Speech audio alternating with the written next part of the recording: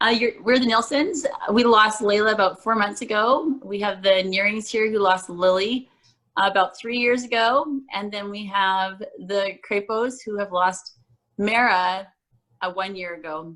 We're here to talk, actually, our topic today is basically how we celebrate these hard days. So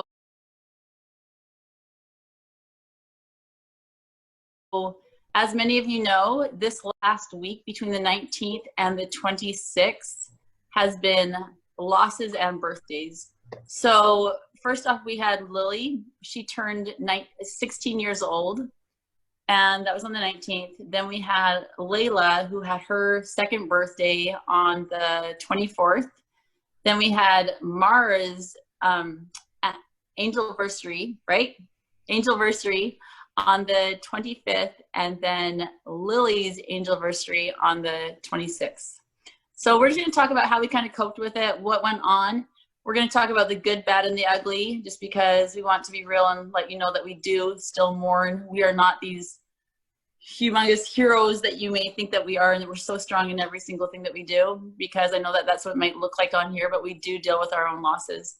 And I want you to know this little community here of us three, we have been a huge support to one another this last week. We've reached out, we've seen the ugly emotions, we've seen the good emotions. And so I'm just going to start kind of with my experience with Layla, and then we'll kind of go around and talk about what happened this last week. So basically when Lily had her birthday, we were so excited. We kind of celebrated her birthday and her life through social media kind of, and through pictures, and Stacey will kind of share that more. But when Layla passed away on the Layla's birthday was on the 24th. I woke up and I was really sad, actually. I allowed those emotions to come in and be like, basically, what could have been. Kind of feeling sorry for myself and thinking I was gypped. I only had 1 year to celebrate my little girl's birth. And truly it was 1 year. We only had one birthday for her, and this was our next birthday. And so I felt gypped, and I kind of went into the closet away from everyone so my kids couldn't find me, and I could be alone and I could just cry. And I remember getting on my knees and just praying to God, like, I don't know how I'm going to do this, God, and feeling really sorry for myself. Well, I called Stacey just in like hesitant mode, like I didn't know who else to call, and I just called Stacey in tears, just going, how the heck do you do this? How the heck are you doing this? I don't even know how I'm going to do this. Why did I only have 1 year? And I expressed all my emotions, right, Stace? Mm-hmm. And I was pretty sad, and I was really frustrated too, actually. And Stacey gave me some kind words, just as Elizabeth did too. I talked to her later that day, and they both gave me the same advice. And they said, Shannon, I know how hard this is, and I knew that they knew how hard it was. Before, when Stacey would tell me that things were hard, before I lost Layla, I wanted to know, but not in the way that to lose a child, but I wanted to feel how much it hurt. But I didn't know how bad it hurt. So now going through the loss of a baby, I know how much it hurts another mother, and we're able to kind of sink together and feel those feelings all over again. And so I just want to say thank you for that advice, because it wasn't until I stopped cleaning and I stopped doing the things around the house to keep me busy, but still being so frustrated about the whole thing and missing her and seeing pictures of her and just crying and being sad, that I was like, okay, we're going to go have fun. So we went and got Thai food. We went and played games with the family, and we just had a good night together. And I'll tell you what, we were able to celebrate her birthday with like a berry cake and blow candles, and the kids were having fun, and it was an amazing experience. And I was like, do you know what? This is what Layla would want us to do to celebrate her life. And just yesterday, we had a big, huge celebration because we did a memorial / second birthday for her. And I'll tell you, when I saw people flooding in, that is what warmed my soul, thinking there is so much good in this world. There are so many good people who have showed up, who have sent me messages, who have been here to support me. But most of all, I knew Layla was looking down and being so proud of her family and the people around here who have served. And so I feel like the celebration yesterday, I wanted to make it perfect. I wanted to make it like her heavenly garden. And you know what? Even though I was running around like crazy, at the end I said, okay, what's done is done, and I'm just going to enjoy it. And I really did just enjoy the moment that we were there. And we felt Layla so close. And so my biggest advice is, on these hard days, it's okay to feel bad. It's okay to be sad.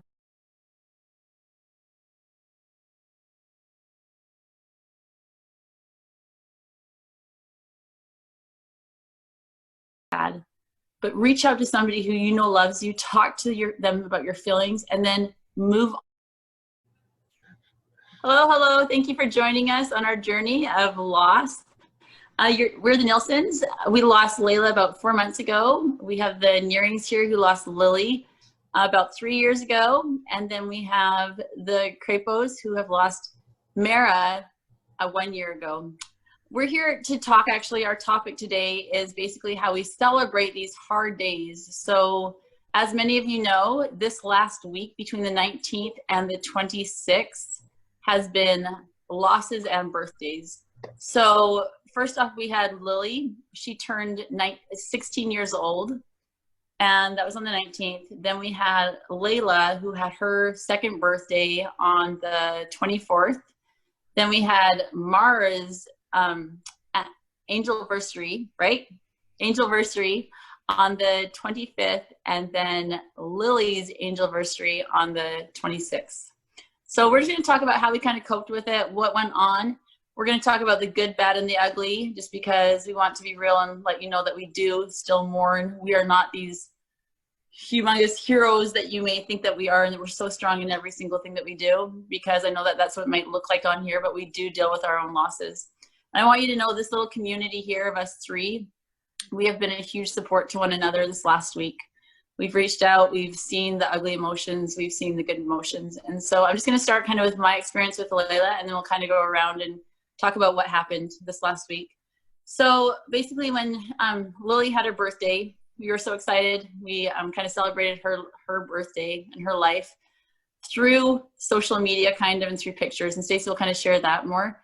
But when Layla passed away on the Layla's birthday was on the 24th, I woke up and I was really sad, actually. I allowed those emotions to come in and be like, basically what could have been, kind of feeling sorry for myself and thinking I was gypped. I only had 1 year to celebrate my little girl's birth, and truly it was 1 year. We only had one birthday for her, and this was our next birthday. And so I felt gypped, and I kind of went into the closet away from everyone so my kids couldn't find me, and I could be alone and I could just cry. And I remember getting on my knees and just praying to God, like, I don't know how I'm going to do this, God, and feeling really sorry for myself. Well, I called Stacey just in like hesitant mode, like I didn't know who else to call, and I just called Stacey in tears, just going, how the heck do you do this? How the heck are you doing this? I don't even know how I'm going to do this. Why did I only have 1 year? And I expressed all my emotions, right, Stace? Mm-hmm. And I was pretty sad, and I was really frustrated too, actually. And Stacey gave me some kind words, just as Elizabeth did too. I talked to her later that day, and they both gave me the same advice. And they said, Shannon, I know how hard this is, and I knew that they knew how hard it was. Before, when Stacey would tell me that things were hard, before I lost Layla, I wanted to know, but not in the way that to lose a child, but I wanted to feel how much it hurt. But I didn't know how bad it hurt. So now going through the loss of a baby, I know how much it hurts another mother, and we're able to kind of sink together and feel those feelings all over again.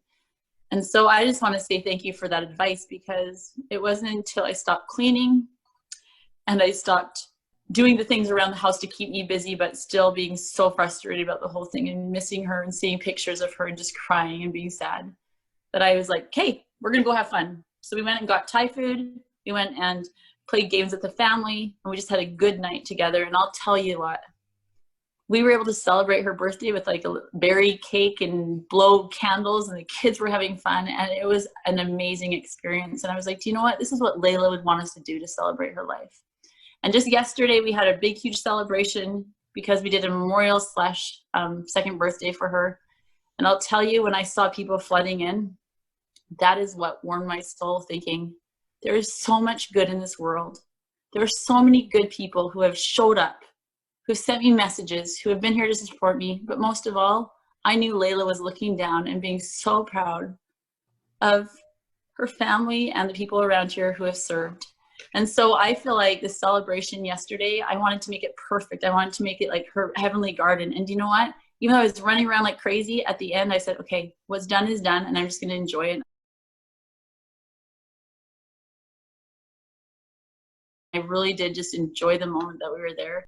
And we felt Layla so close. And so my biggest advice is, on these hard days, it's okay to feel bad. It's okay to be sad, but reach out to somebody who you know loves you, talk to them about your feelings, and then move on to choosing to celebrate their life, because that's how you will find that joy of that little one that you've lost.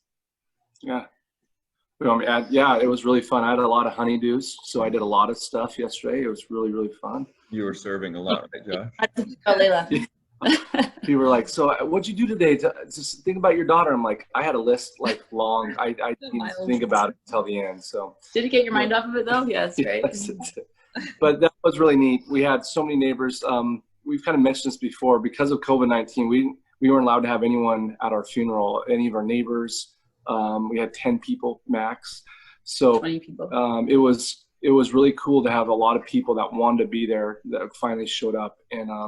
And Shannon had them bring a flower or some they'd like to plant in her garden, and that was really, really special. And it was like we entered heaven with all these white balloons, and then at the end there was like a big huge tree, the tree of life, where we're going to be able to return to her, and her whole memory thing was there. So that was cool. It was cool. And so I guess once all said and done, is like these memories will last with us. But I have to say something funny. My father-in-law, we are literally working 2 days for this to get ready for it. And he's just like, man, I'm gonna have to take a vacation from this vacation. This is crazy. Or your wife. I was like this drill sergeant. Next thing. Hold on, let me finish. She's so passionate. And so anyway, he's like, so Josh, what would you have done if you're in charge? I'm like, I would have had a little bit of food and just talked. He's like, good thing you were in charge then. We make it look good, we make it fun, right? There you go. So anyway. Okay, well, we're going to move on to the Crapos. If you want to share your experience about having that angelversary. And at first, do you want to explain what an angelversary is? Yeah, because I had no idea what that meant. She taught me. My wife told me. She taught me all about it. So I have to put that. So I'm a part of a lost group on Facebook, and they put me into this chat. Anyway, the chat, I asked them specifically, what do you call this day? And they told me angelversary. And I like that because, it's an anniversary, but it's, it's hard to say that. You don't want to call it the celebration of her death. Yeah. You're not celebrating that. Her death day, that sounds, so we were just trying to figure out what to call it. And I thought heavenly birthday, that's what it was. I was like, oh yeah, that's when she was born into heaven. And I realized my mistake with that. That's celebrating the birthday while they're in heaven. So anyway, the angelversary for her, having already experienced her heavenly birthday at 2 years old, last Veterans Day, we had kind of an experience of, okay, what can we choose to do with this day? Knowing that it's going to be hard, how can we prepare? And so we had a plan that we were going to do some service that day, because in my heart, I knew that Mara would want to be with us, but she wants us to feel happy. She wants us to feel joy. She wants us to remember the good. And if our focus was going to be on how sad and all these things, then that would make her feel sad. And so I knew, so we had some service projects set up that day, had some amazing experiences, and then had a birthday party that night with loved ones, and made that really special. So moving into now this angelversary, kind of feeling surreal, like, has it already been a year? I knew that I needed to have my mind right early. So I just kind of had been praying and kind of emotionally preparing myself. And so I can't say, I still wanted to allow myself grieving time that day and just to be okay with that. So when those emotions came, I allowed them, but I had other children kind of looking to me, what are we going to do on this day?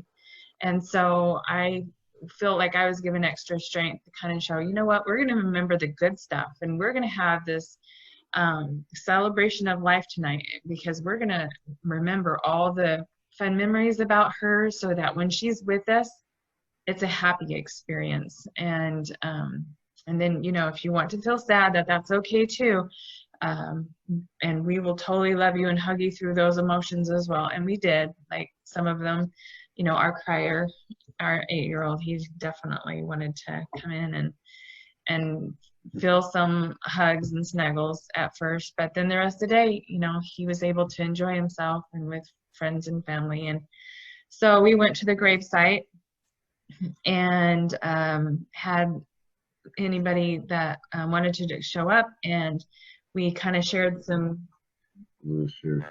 So just to back up real fast, I think Elizabeth mentioned that her birthday, you know, I kind of had this experience after her death where I spent those first 2 months just really in a dark place, you know, blaming myself and being upset at myself and just beating myself up. And on her birthday, when we decided to turn it into a day of service, I almost felt like my daughter said, all right, you had your 2 months. You got to beat yourself up and be upset and mourn. He goes, but it was like, she's like, now it's about you becoming the man that I know you are, the father that I know you are. And from then on, it's been, you know, the mourning on these days has not been an option. You know, whether it was Christmas, whether it was Thanksgiving, which is my favorite holiday, none of those things did I have a desire to want to just sit and just, you know, just find a, you know, be in a dark place. It just, I couldn't do it. I couldn't do it. I had my time to do it, and I couldn't do it. And we talked about this day, anniversary for passing, as we wanted it to be a celebration of life. And the funny thing is, we went out, my best friend is Polynesian, and we went out to lunch with them, and he said, you know, in the Polynesian culture, on a day like this, the first anniversary of their death, you know, you set up a tent, everybody gathers around, they sit and they tell stories, and it's a happy, you know, joyful thing. And we're like, that is crazy, because that is what we decided we wanted to do. And so back to Elizabeth's story, we got to the graveside, and we wanted to do that. We wanted to tell stories and to share. And Yeah, so we shared a couple stories, and then we had the balloon release, where we got to tie little notes on them, whether it's notes to her, our feelings, our testimony, just whatever we wanted. You know, whoever's going to find the balloon note. And that was a fun balloon release, and got to share that on Facebook Live. And so there was joy in that. And then I got to tell you something real fast. I haven't even told Elizabeth this story. So our 8-year-old boy, who she mentioned, our Noah, he's just very in tune with his feelings and likes to talk about them. And he said, Dad, you want to know what I wrote on my note? And he's like, oh, what'd you write? You know, I thought we were keeping it a secret, but he's like, I just want to tell you, I just told her that I love her, and then I miss her, and then I want to give her a kiss. There's something real sweet like that. And he goes, and then I saw a little eyelash on his cheek, and I grabbed it, you know, just to get it off, you know, being a dad. And I said, hey, you blow on this, you can make a wish. And he blew on it. He goes, I wished that I could hold Mara again. And I said, you're not supposed to tell me the wish, but I'm sure it'll come true. And then there was another eyelash, and he blew it again, and he goes, it was the same wish, Dad. I made the same wish twice. I was like, oh, the kid is awesome, man. He's so cute. So then our Samoan friends, they dedicated a Samoan dance. One of the Samoan gals did a little dance for her, and that was really special. Because she loved to dance. And Yeah, she loved to dance. And as I sat there watching her, it wasn't, you know, because that's one of the things that's hard about the loss, is that we're missing out on the dance rehearsals and the first time going to prom and all of these things, and all these things that we look forward to with a daughter in the future. And so to see this young woman, this teenage girl, this Polynesian girl dancing, doing something that Mara loved to do, it wasn't her, it wasn't Zoe, it was Mara dancing at that point. And tears were streaming down my face, and it was awesome. It was a beautiful spiritual setting there. And then we went just to home, and we had food, and then we went Josh on this one. We went food and talking. we were talking. We combined You're not- them, Josh. But that was okay. A lot of people pitched in, and we had a wonderful support that came. One thing before, so we ended up having a beautiful day, but one thing I did want to mention too, as he kind of brought up too, I feel like in mourning for our loss, our children and those that we don't have with us anymore at holidays, I feel like that's an important thing to mention too, celebrating days without them, is that those that have lost someone most of the time still want their loved one to be acknowledged at the holidays. They don't want them to be forgotten. They are still very much a part of them. And we chose, for Thanksgiving to have a little place setting for Mara.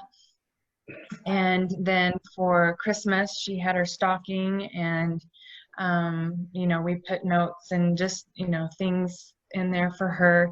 And I guess I would say that everybody does it differently. Does it differently and does mourn the loss, but whatever you feel like represents that person that you've lost, it is important and will be very meaningful for you as well as others. And you guys being together with the six of us has been such an answer to our prayers, because we've just begged Heavenly Father to help us find ways to keep her alive, to remember her, and serving others. I mean, these service projects have just been.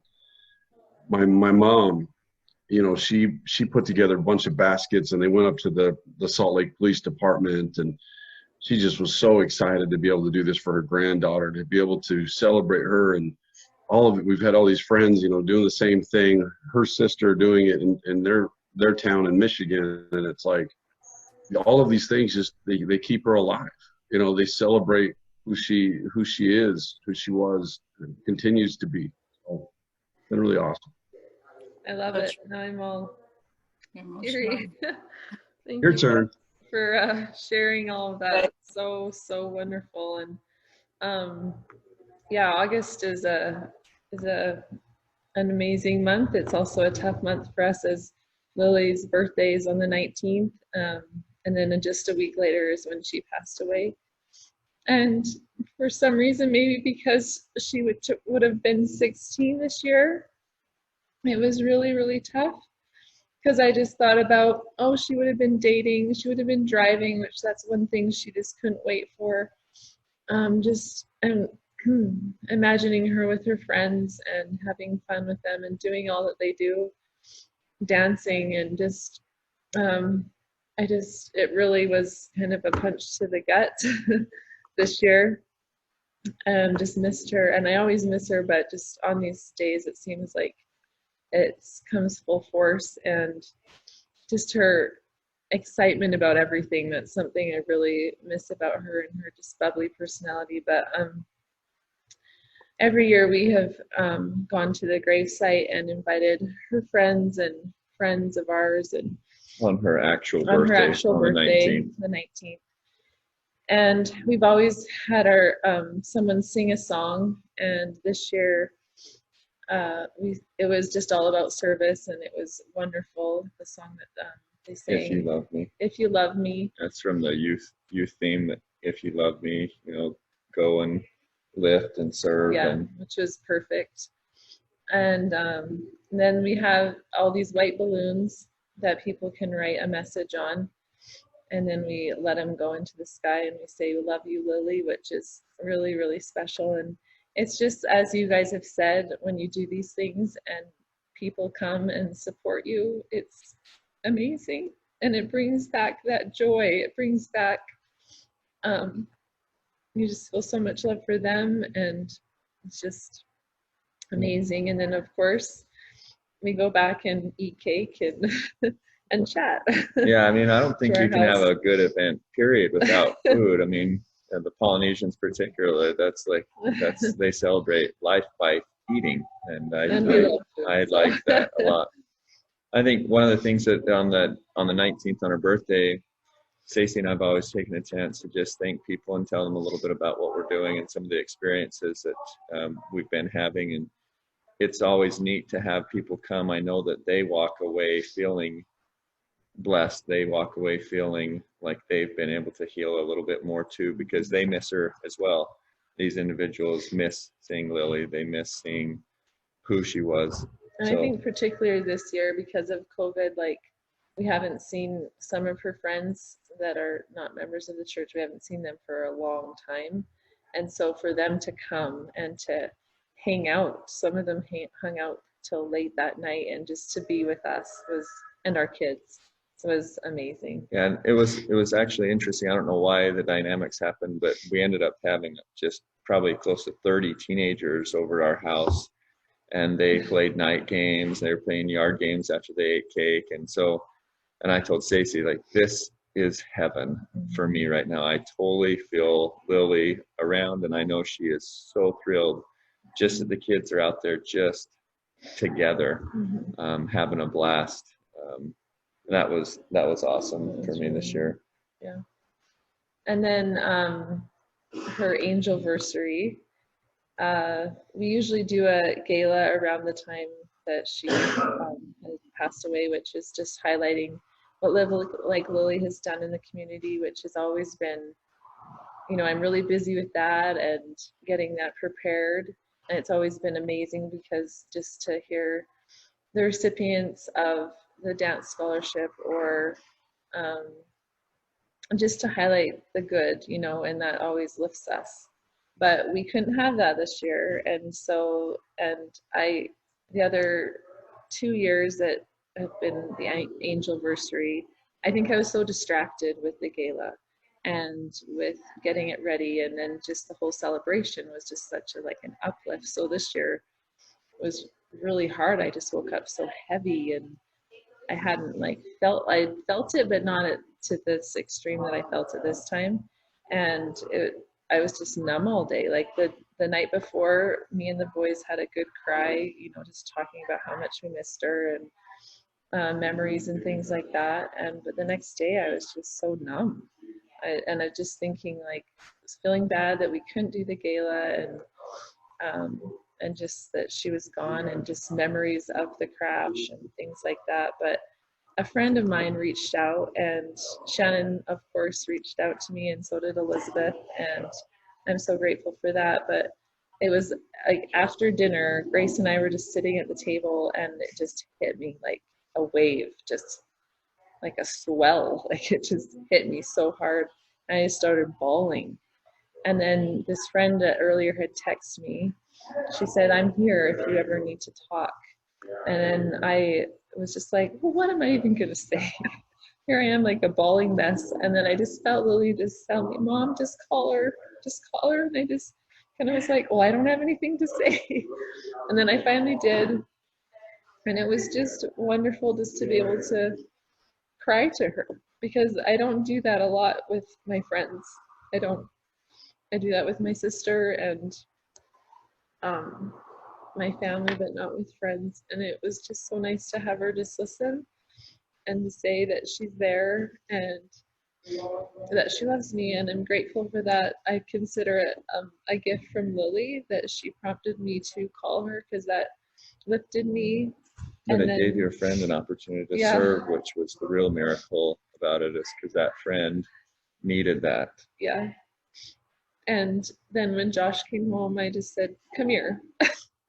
I just needed a hug. I had 2 big days, 2 massive cases. Then one was Wednesday, and then second was on Thursday. Oh, this is Wednesday, right? Yeah, so that Wednesday, the first day, I came home, and Stacey was just, honestly, she had mascara all over her face, and I walked in It was one of those. I walked in like, uh-oh, this isn't good. And she did. We just hugged, and she just cried. But, Josh, I just had the same inspiration, and Lily was leading along. She's like, "Dad, we got to go do some service." And so we went and got ice cream. And it was really cool because that night as well, which we were able to, there's 2 single kids from different lives, but we felt impressed that we should get them some ice cream. And so when we went and got them ice cream, we got them some ice cream, and then we had a chance to get the people behind us their ice cream. There was a captain and two flight attendants from American Air that were in Rapid City, and we kind of done that a bunch, but we did that for them, and they just, oh my gosh, what are you guys doing? Like, and it was that kind of, doing that kind of thing really is like magic. It really lifts you because it's someone you don't even know, and you can get to know them. Sometimes you do get to know them, sometimes it's totally anonymous, but it really is like this elation, like this excitement that you get because it's like the secret thing you're doing most of the time. But and then we'll talk more about it in another Facebook Live, but this weekend we came back to Wheatland, Wyoming and Scottsbluff, Nebraska to thank the first responders from our accident, and it has been absolutely amazing. And that was kind of like the feeling I had, like Mom was like, or Lily was like, Mom, it's okay that you're not doing the gala. This weekend is going to be amazing. yeah. That's what I kind of felt, but it was just still, I was like, well, we wanted to like go on a hike for your birthday, but the day was too busy. And so that was another thing that I felt like I was like not doing anything to like make it special, but I just kept feeling like that this weekend, and it was amazing, and it's been so neat to even after 3 years to meet these people and to have just meet our angels that came to help that day. So, and I think I just would say, thank you so much, Elizabeth and Austin, for having this month. I mean, it was from our end totally inspirational meeting these people this weekend. And again, so much of the hurt for me is always focused on me, but as soon as I go and I start meeting these other people, these people have been hurting, and it was awesome because they got to meet Stacy, which some of them had never met Stacy. Some of them had never met our other kids. It's cool. I hadn't met some of them, and it was really, really cool. So thank you so much for giving us this opportunity this month and this week to serve our first responders, and truly awesome. Back to you, Shannon. No, truly awesome. I would totally agree with that. I'm super excited to get ours delivered next week, actually. And I feel like it was an inspired thing from Elizabeth and Austin because it's something that I wouldn't have thought of, but it's like the biggest need. And I see when I went to the hospital to deliver the blankets, there's all these signs saying, heroes work here. And I've seen all these things for first responders. I'm like, what is the coincidence that this is the month that we chose to do this? And even just today, I had a lady drop off 2 baskets saying, this is all I have right now, but this is what I'm going to give to like help honor those first responders. And then she was like, oh my goodness, I'll bring over this and this. And I'm like, just write a card and then just drop it off and we can put it in the basket. And that's how simple this is write a card. If you can't afford anything, you can afford writing a card, have your kids write a card. Those are so valuable to these people who put their lives out every day. And go ahead, Josh.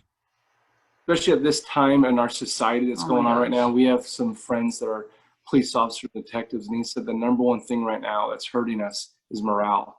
That, you know, we just feel like that a lot of people don't have our support anymore like they used to. And at a time like that, I think it's so amazing for us to show our support. You know, what would we do without these first responders? You know, they truly do put their lives on the line, and they go to these scenes, accidents, not knowing what they'll see. And no one ever talks about, like you mentioned earlier, about the repercussions that they have on their lives, because they leave these scenes and these memories stay with them, and then they go back to their home. Mm-hmm. And the tragic things that they've seen or go through, they continue to do for complete strangers. And so I just think it's a small way to show our appreciation to the men and women who serve this great country and get very little recognition for all the good they do. So I think I was really inspired to have it this month. So thank you. So each of you that are just watching, I'm going to get to share this really fast thing that happened this week. My little niece, who was just here visiting, she fell out of a 15-foot window, a 2-story window. She's 6 years old and fell splat on cement. Now, we know what that can do to somebody. And when I got that text message, I ran downstairs and we got on our knees as fast as we could. We just pleaded to God, this cannot happen to our family again. Please spare her life. And as they were going through all the testing and everything, the mom, my sister-in-law, she was just not knowing what would happen, just praying for the best, but knowing that it could be the worst. And the miracle that happened was that that ambulance that took her got her as fast as they could. Marisa, my sister, she said that honestly, they came super fast. And she says she's going to actually do one in response for who was there to save her daughter's life and gotten there. And there's not a bruise or a broken bone or any mental issues that happened. So it's pretty phenomenal. So just think in your life, who has come when you have needed it?